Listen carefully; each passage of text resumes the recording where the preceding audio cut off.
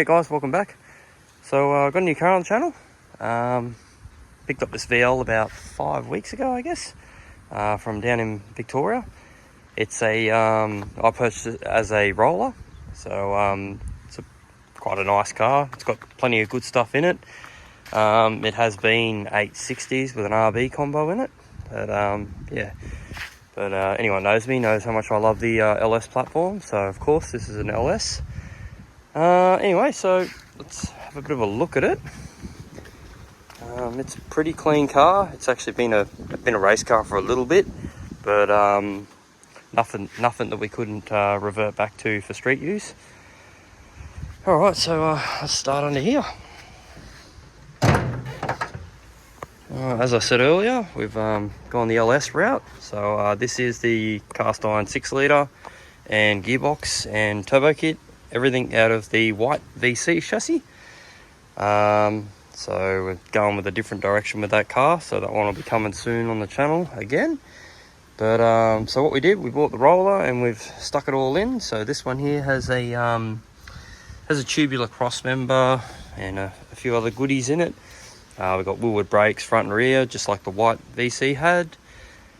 Basically everything in the engine bay is from the VC, except the intercooler. The intercooler didn't fit the Plasma Man, so we've put that on the shelf. And we've gone with the Aeroflow Race Series intercooler. So we went with the new dump pipe. We stepped back to a 4-inch this time, just to make everything a bit more clearance everywhere. But yeah, seems to do the job perfectly fine. Anyway, so we've got the wheelwoods off the VC on the, not wheelwoods, we've got the wind lights off the VC on the front of it. So when I got the car, it had weld magnums on it, so the 15-inch front.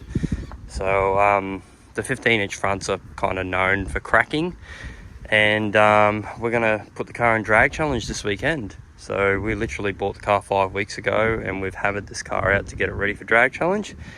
So that was full well the intention for the car. Anyway, so we've done a couple of things to change it over to street use it. So basically the 17-inch front wheels, the seat, so it does have a Kirky seat. I've just grabbed another seat, which is the wrong colour, but thrown a seat cover on it for the weekend, because that's going to be a whole lot more comfortable than a Kirky. And the class we're racing in is the 255 blown class, and you can only go to a 650 on that class anyway, which means we don't need to be teched or anything like that. Even though this car is teched ready for racing, we don't need any of that. So we're just going to pull a whole bunch of power out of it and just drive the car. So got a drag wing. It's got a pretty gnarly fuel system. We've got a fuel cell, and it's got 3 044s underneath the car. It's not really much to see back here. You'll notice those standard wheel wells. We're going to try and leave them in the car for as long as possible, but if you know what I'm like, I like to chop them up. But we'll see how we go. So it's got a 8-inch rim with 3-inch backspace. So it's got a fair amount of dish on it. Looks quite staunch. Yeah, so it's on a 255 radial, so it is untubbed, hence why it sits a little high. It's got a pretty awesome little rear end setup in it. So it's got a 35 spline 9-inch with an anti-roll bar and tubular arms and whatnot. Set of dual adjustable shocks, all the stuff you do to the standard mounting point stuff. The untubbed stuff's a bit new for me. All my cars have been tubbed, so we'll see how we go with that. But anyway, so backed up. So the old cast iron 6 litre out of the VC, it's backed up by the same Reed case power glide. And 35 spline 9-inch, so same shaft, and we've put a new diff center in it. So this is a 325 diff center. The VC always ran a 355. This car had a 389 gear set, which is a little bit too tall for it. So anyway, so yep, this is the car. It's been dynoed. I'll throw a little dyno video in here. We're going to call this day 1 video, because we're going to go on the drag challenge this weekend. So we busted the car, got it busted ass, got it together. So yeah, so we'll call this day 1. We're going to head over to Lakeside. So we're just in the process of packing everything up, and we're going to head off. It starts tomorrow morning. So we'll get everything in the car, and we'll get on our way to Lakeside, and we'll we'll have a crack at Lakeside. Not expecting too much. Anyone that's ever raced at Lakeside knows that place is just like ice. So we're definitely not expecting to run any decent times. We just want to get through the weekend and put some Ks up on the car, and then next year we're going to start leaning on the car and see what we can do. Anyway, so yeah, let's get this done. I'll throw a dyno video in here. Didn't throw a lot of power in it. Put 15 pound in, made 825 pretty easy.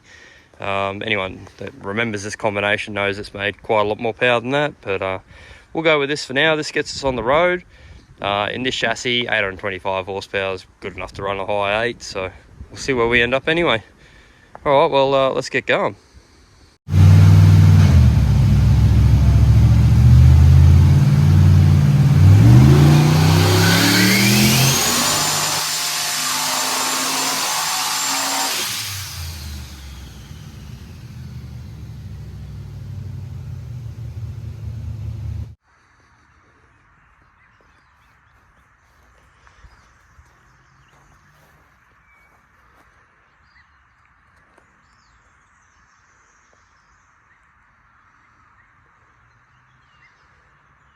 All right, 5 o'clock kick off. Let's get going.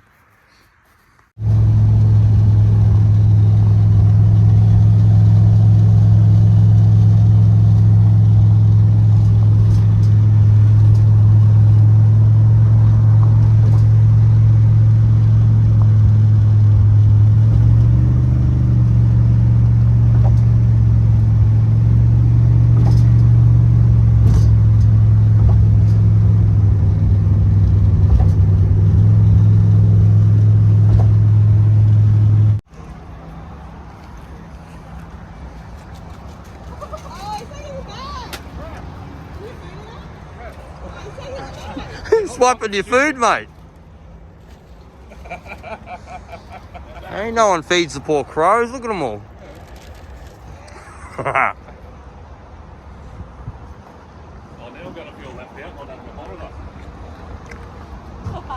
You gotta keep the secret in, mate.